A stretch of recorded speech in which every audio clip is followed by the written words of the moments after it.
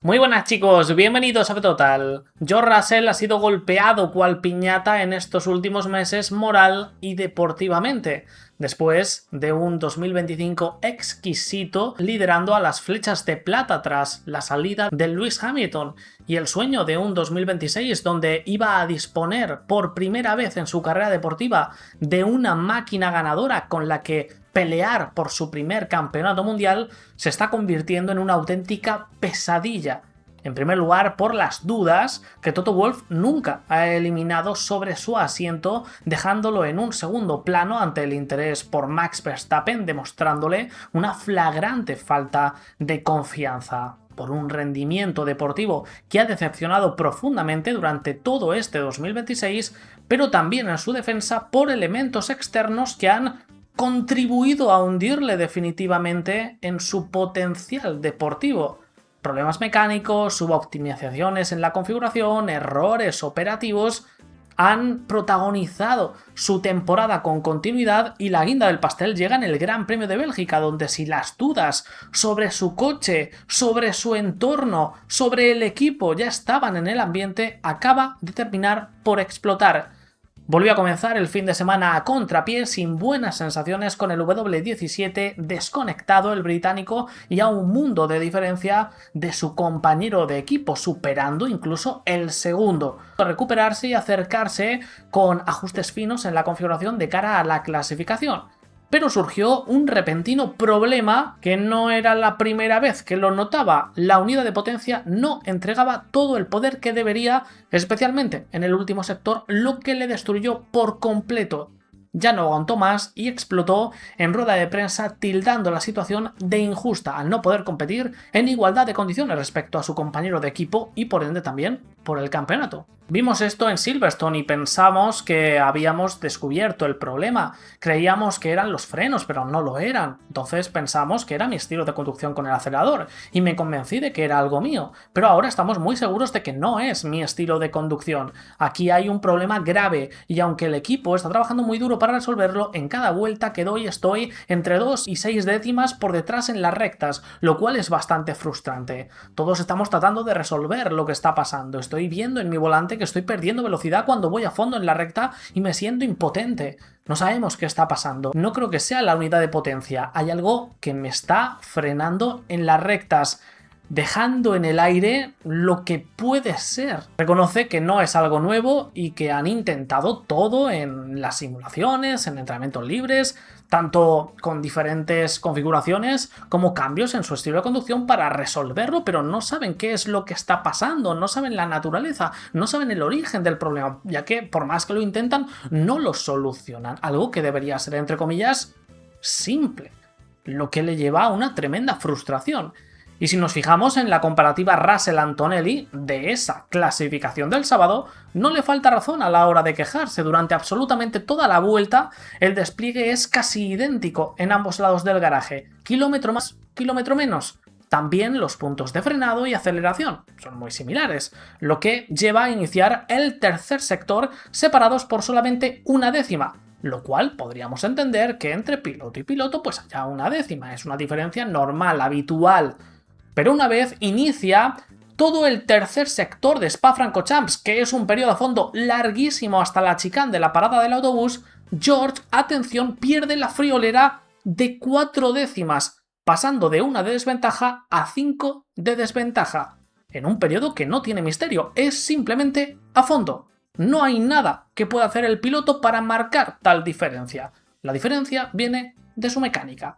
Hay momentos donde es que el diferencial de velocidad llega a los 10 km por hora. Obviamente, esto no es ni debería ser normal. Hay algo que en el coche de Russell no está funcionando de forma correcta. Desde Mercedes, Andrew Sovling lo reconocía y decía que están investigando la causa. Lamentablemente, George siguió sufriendo con un mal accionamiento de la potencia eléctrica en la chicane final, lo que al final le costó una posición en la parrilla de mañana. P3 es un buen resultado considerando esto. Estamos investigando qué está causando esto como prioridad, pues hay una pérdida clara que no podemos explicar por el estilo de pilotaje. Pero no se quedó aquí. En la salida de la carrera del domingo hubo un problema que es diferente, pero que tuvo unas graves consecuencias iguales o incluso peores en la entrega de energía de su unidad de potencia y se quedó parado después de la primera curva, especialmente en la subida de Aarhus, en la recta larguísima de Kemmel, un periodo a fondo inmenso donde se lo comieron y acabó colisionando posteriormente con Hamilton tratando de recuperar lo que había perdido, al que no culpa del accidente, lo hace al equipo, lo hace a Mercedes. Cada día es algo nuevo, algo diferente. Hoy al llegar a la curva 1 la batería no se cargó durante el frenado, estaba al 70%. Normalmente uno frena y llega a la curva con el 100%. Así que todos a mi alrededor salieron de la curva con la batería al 100%, mientras que yo estaba al 60 o 70%. ¿Por qué pasan estas cosas? No lo sé. Sin batería, sin potencia, francamente fue peligroso. En la cima de Aarhus tenía 0 batería, estaba más lento que un coche de Fórmula 2 y fui adelantado por 3 pilotos. ¿Qué le voy a pedir a Mercedes? Solo quiero que mi coche sea igual al del otro. No quiero nada más. Lo único que quiero es el mismo coche. Fui completamente adelantado en la recta y luego hubo un accidente de carrera. Tal vez yo podría haber dejado un poco más despacio, tal vez él podría haber frenado un poco antes, pero si hubiera tenido velocidad en la recta, ese accidente nunca habría ocurrido. Realmente estoy muy decepcionado. Declaraciones muy fuertes, dejando en duda la igualdad técnica en ambos lados del garaje y exigiéndosela a Mercedes. Y si nos vamos a las imágenes, a las pruebas, eso es lo que sucedió tal cual lo explica en la práctica. Tiene todo el derecho del mundo a estar cabreado objetivamente, mientras que su coche con un rebufo doble que tenía delante de su compañero de equipo y de Verstappen no era capaz de superar los 308 km por hora, los dos McLaren con su misma mecánica superaron ampliamente los 330 y 340 km por hora, mientras Kimi Antonelli, incluso ahuecando para poder llegar en paralelo o por delante a la siguiente frenada y sin un gran rebufo de Max, superó los 315 km por hora. El coche de George debería haber alcanzado, con ese doble rebufo que tenía delante, 330, 340, perfectamente, pero se quedó parado porque, por un lado, su sistema energético no recuperó batería correctamente en la primera curva, así que se quedó antes que el resto sin energía eléctrica y sufrió además de un problema adicional con el modo boost en toda la recta posterior y le arrancaron las pegatinas, lo que llevó a una radio reventando en furia y frustración totalmente comprensible, tildando la situación de inaceptable. Estoy fuera. ¿Qué mierda pasó con el shock en la recta? No tenía ninguna puñetera batería. Inaceptable, jodidamente inaceptable el fin de semana entero. Una radio que fue censurada en la retransmisión oficial y que ha sido eliminada de todas partes. Nuevamente queda confirmado un mal funcionamiento del monoplaza del piloto británico y George totalmente frustrado, fuera de sí, no sabía qué pensar ni qué decir sobre una situación que le está sobrepasando. Sabe que es difícil per se por el nivel de confianza que ha alcanzado Antonelli, sus propias dudas individuales, que eso va aparte, pero está claro que esas dudas se ven potenciadas por este tipo de cosas. El ver cómo tu herramienta no está en igualdad de condiciones hacen que este desafío sea literalmente imposible y te destruye mentalmente.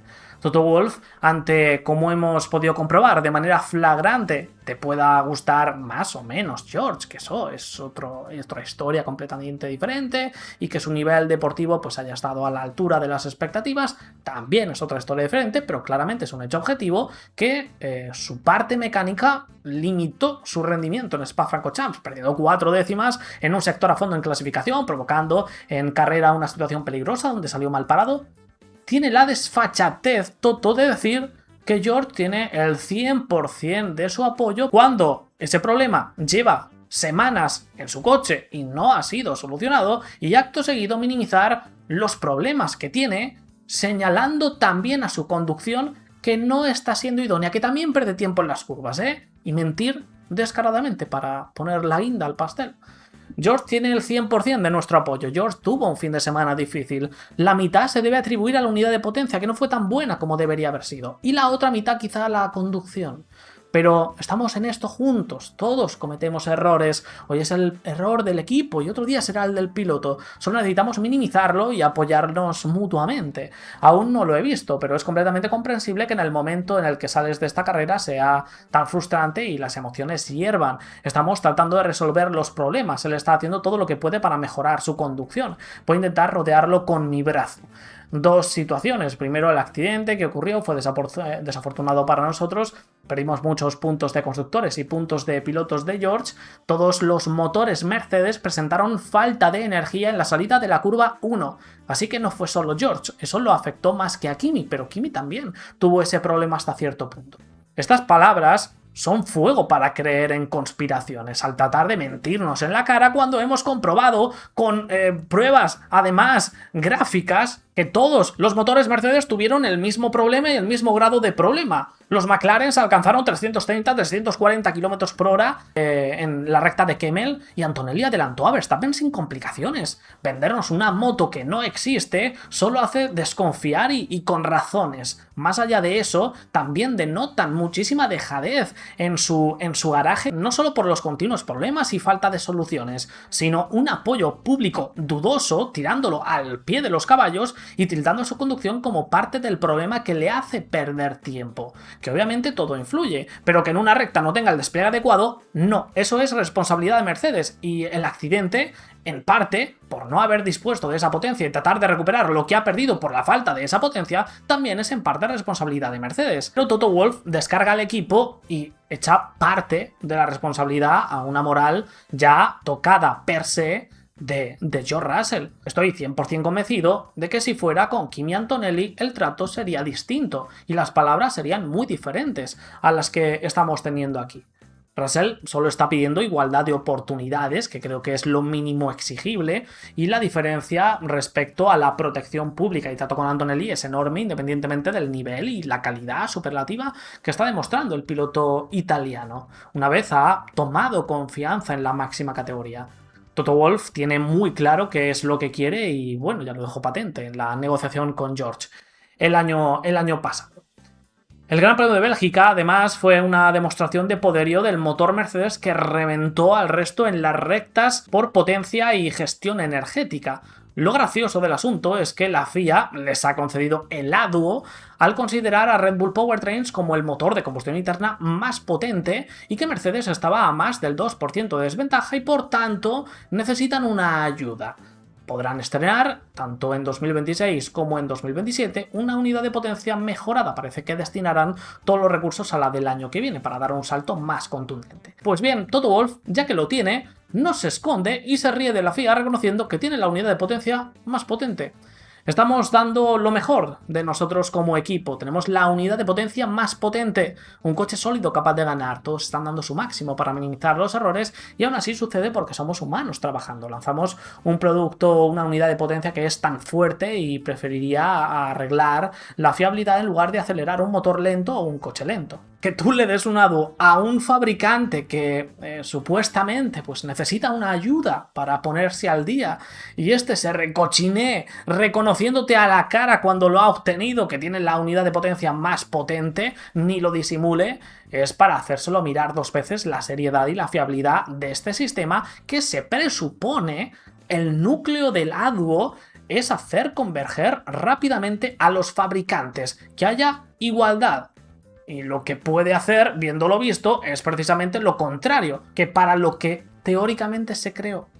De risa. Déjame en los comentarios qué opináis, suscribíos, dejad vuestro like y nos vemos en un próximo vídeo, chicos. Hasta luego.